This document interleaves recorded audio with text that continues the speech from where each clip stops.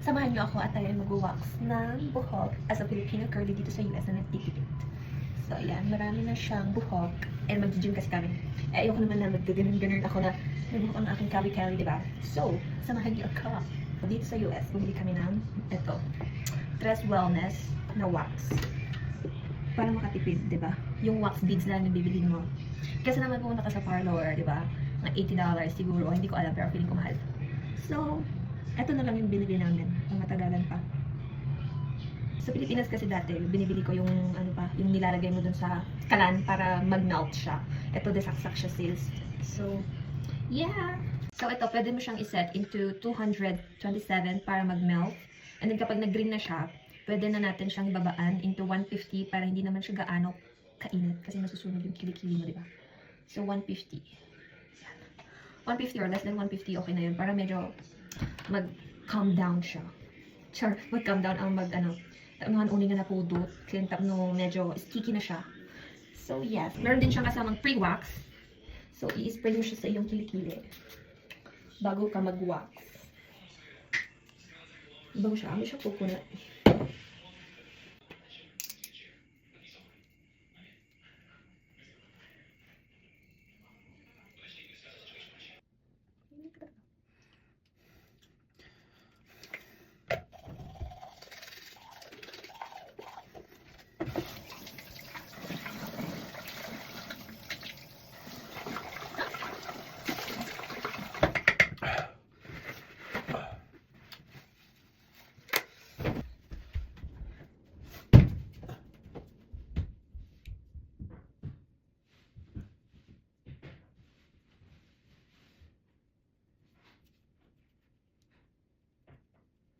So, okay na siya.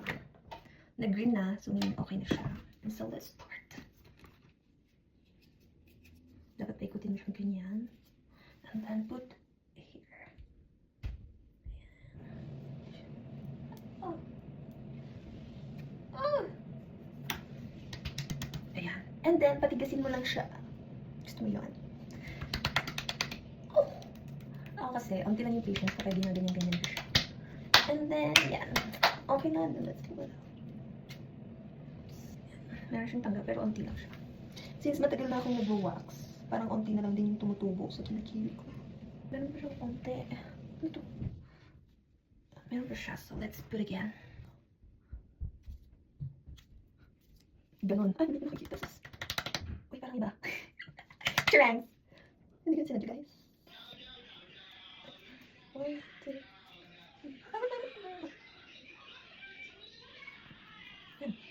Uy, siya. Tapos ko yan. Sa kabila naman. Mas madami.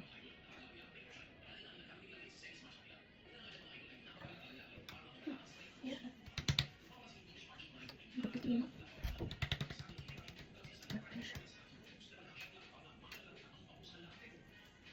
Ba yung unti yung natatanggal?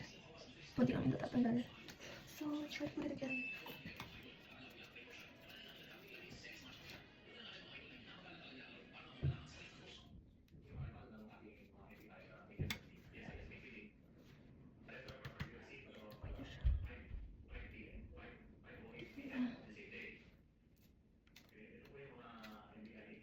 Ayun.